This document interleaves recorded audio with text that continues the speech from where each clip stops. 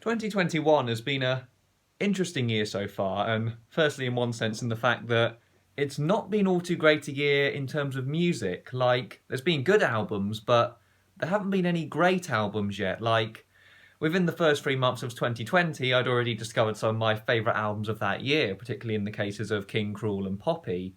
Yeah, with this year, 3 months in, or 4 months in, as it's now April, there hasn't really been anything that's wowed me. No albums that have really stood out to me as definitive greats of this year so far.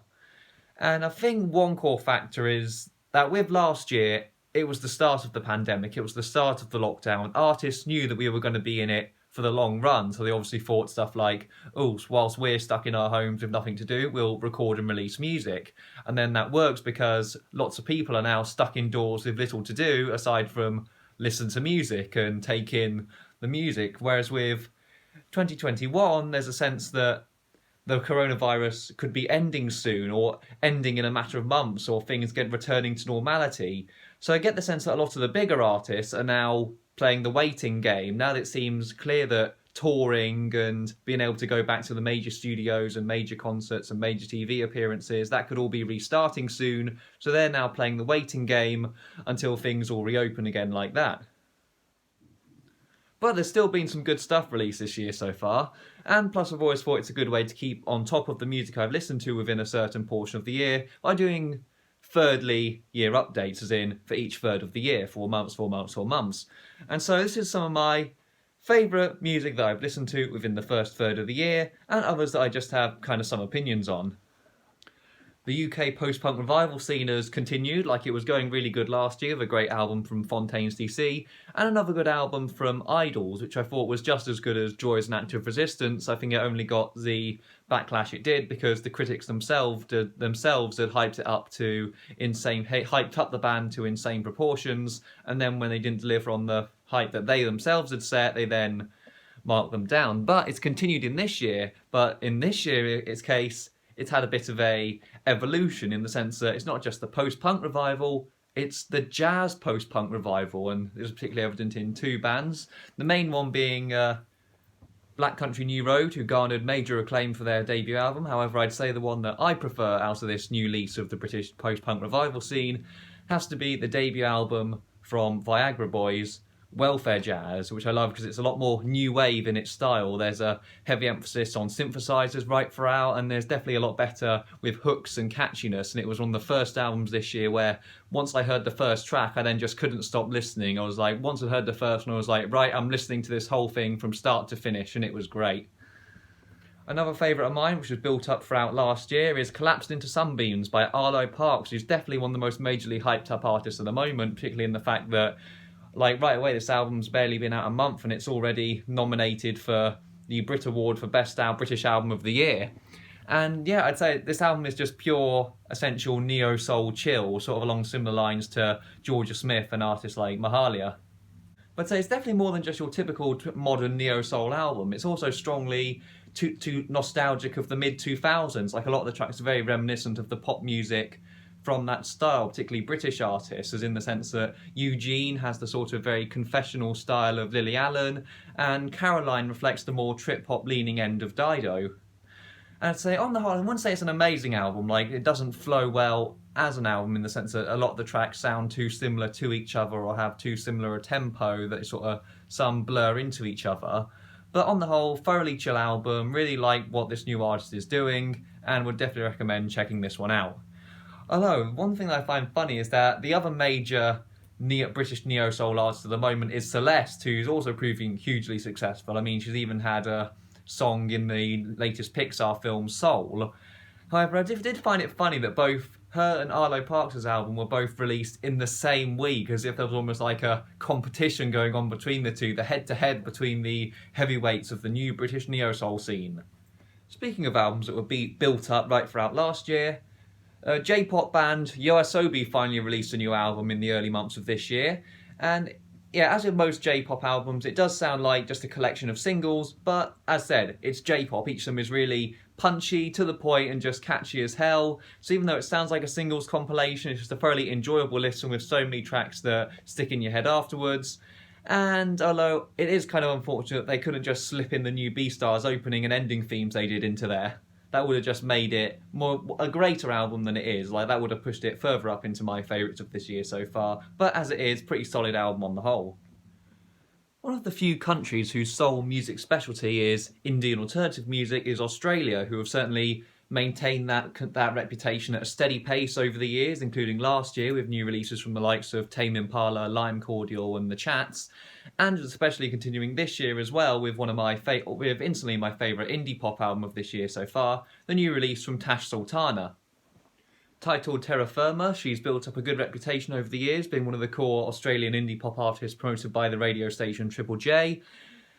And this album is pure pop funk perfection. It is perfectly laid back and chill. It's going to be perfect for summer, and it was one of those where the instant I heard some of the first singles from it, I just had it stuck in my head and on repeat for ages. I'd say Greed is the definite highlight here, but this quality is kept quite consistently throughout the whole album, so definitely check this one out. And in terms of other Australian indie greats, King Gizzard and the Wizard Lizards released the second half of their two-part album, King Gizzard and Lizard Wizard, with the Lizard Wizard part coming out this year, which was, pretty cool. It's not an amazing, I wouldn't say an amazing album, but still a good listen because it's just essentially King Giz. With the longer, more epic scale, clearly metal-inspired psychedelic tracks, and the slightly funkier ones which have more than a slight reference to George Harrison in their heavy implementation of the sitar. I'm still not fully wowed by the UK hip-hop scene at the moment. Too much of it feels like it's driving too much from the American trap scene and isn't really implementing anything new or interesting, just the same sound effects, structures, and sort of same ad-libs. Like, I don't know why, but somehow Central C has become the most successful of them, but there's still been some pretty cool releases. Chipmunk, obviously now by the name Chip, released a pretty cool album this year, as did Getz, and so did newcomer Fredo, which had some really great production on and had a great switch between typical grime style and some tracks which had a more of a great R&B focus to them. But I'd have to say, easily the standout UK hip-hop album of this year so far has to be Tyrone, the new album from Slowthai. And one of the things that instantly grabs you about this album is just how versatile he is in terms of his sound. Like, he's clearly got some inspiration from indie electronica on the track NHS, which features guest production from James Blake and Mount Kimby. There's a clear reference to indie pop on the track Terms, which features guest vocals by Dominic Fike. But also, best of all, is this strong allegiance to some of the greats of British grime, particularly on the best track of the album, Cancelled, which features a great performance from Skepta. This album's just a great indicator that alternative hip-hop can still flourish and catch major commercial attention in the process. Another one of the albums from this year so far that I actually probably would class more on the great end of things has to be Carnage by Nick Cave and Warren Ellis. This album is just really haunting. It's got a spiritual, otherworldly sound that's slightly ghostly and grimy, sort of in a way that, for me, is very, very reminiscent of a lot of the tracks on David Bowie's Black Star. It's well up to the consistent quality and standard of most Nick Cave albums. Like, very similar in sound to Ghosteen, but now with the additional orchestral instrumentation from longtime collaborator and film composer Warren Ellis. And this album is just beautiful. There are so many tracks just really heart-wrenching and emotional to listen to, but also has a bit of gothic edge to it that reflects a lot of Nick Cave's late 80s work. Like, there's some tracks, particularly Hand of God, reminded me of a lot of some of the tracks on his 1988 album, Tender Prey. As with Slowthai, in terms of the more commercially successful albums that have come out this year, another one I've thoroughly enjoyed is Chemtrails Over the Country Club by Lana Del Rey, which she's an artist I've listened to occasionally but never fully got into, but I've been particularly drawn to at the moment because I just recently watched the David Lynch film Blue Velvet, so I was looking for music that had a similarly Lynchian feel, as in a drifty, haunting dream pop fused with 1960s pop. And Lana Del Rey perfectly filled that need, and so was fully ready for when she had a new album out.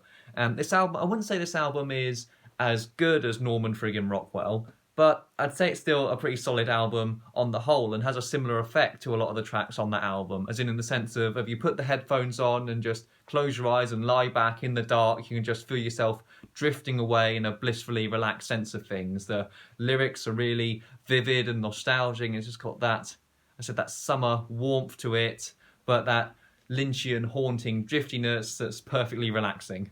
Which means I'm particularly looking forward to the fact that when she's got a second album coming out in the middle of the year, titled Rock Candy Sweet, Again, continuing that newfound trend, which I'm absolutely loving, which is where artists are suddenly now releasing albums more frequently, with 2 albums a year now being the minimum, as is now espoused by the likes of Taylor Swift and Foles.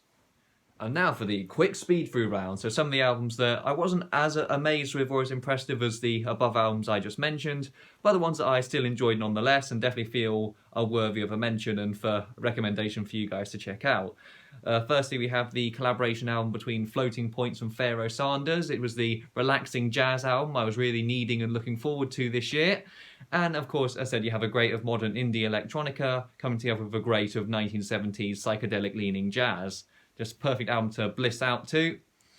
Now that Daft Punk have unfortunately split up, I've been eager for more new disco and synth-pop influenced stuff to fill that hole, and thankfully France has got a whole new scene of synth-pop and new disco influenced indie pop going around at the moment, which has released 2 great albums this year. Firstly, from the frontrunners of what seem to be the frontrunners of the movement, as they seem to have the most Spotify streams, Video Club, with a really great, more synth-leaning album, and also a new album from La Imperatrice, which is also really great, more on the new disco 70s funk end of things.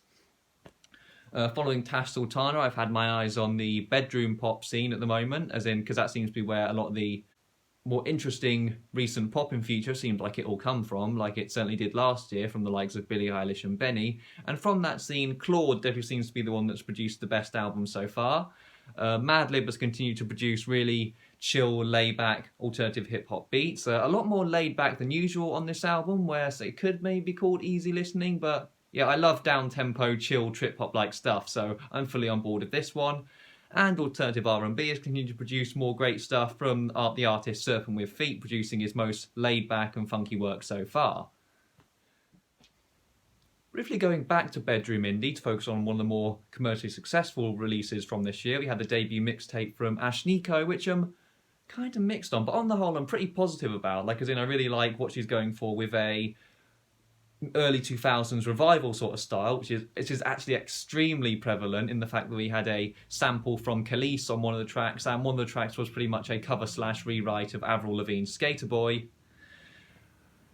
But sometimes the abrasive, in-your-face nature of this album can come across more so as annoying and grating after a few listens, but on the whole that definitely seems to have been the sort of style and effect that Ashnikko was aiming for, so it's a win-win for her. And on the whole, I just really like what she's aiming for, particularly in terms of like the artists she's collaborating with. I really like Princess Nokia, and of course I really like Hatsune Miku, who she collaborated with on one of the many remixes of Daisy, and I've gone in with Grimes on the track Cry. So I really like what she's aiming for. It's sort of like taking indie pop but fusing it with early 2000s nostalgia with some of the bombastic, in-your-face, overtly pop nature of hyperpop, escape room, or whatever it's called now. I think the only album that I'd say I've truly been disappointed by this year was the latest album from Jon Batiste. I'm a huge lover of neo soul, and he's been touted as one of the main up-and-coming figures in it. Again, he was another one of the ones that featured on the Soul soundtrack, actually featuring on the track that also featured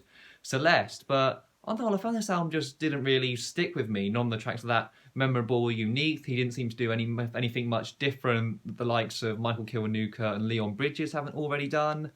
And he just didn't seem to know what to do with a lot of the talent that was featured on the album. So jazzy and just unique guest features on this album that felt kind of wasted. Like on the track Boyhood, there's a feature from Trombone Shorty, but it feels like he's just sort of randomly pinned on at the end. And there's a track called Show Me the Way, which features author and poet Zadie Smith, which I'm like, oh, is this going to have a spoken word excerpt? Is she going to have written some of the lyrics? But all you really get is him at the start saying, hey, Zadie Smith, and Zadie Smith's kind of like, hey, and that's it. You have Zadie Smith, do something with her. It's definitely not a bad album by any means, but I'd definitely say it's a case of an album I was expecting to absolutely love, but really just didn't quite draw me in as much as I'd hoped it would. So this is actually a part 1 of this third of year assessment videos. Part 1, this one being all focused on the albums, and so tune in for part 2, where it's the singles and predictions for what's upcoming in the rest of the year. One thing that's easy to predict, I'm going shopping when it all reopens! Also, I really need to buy a new record crate. Look at how thick this pile is.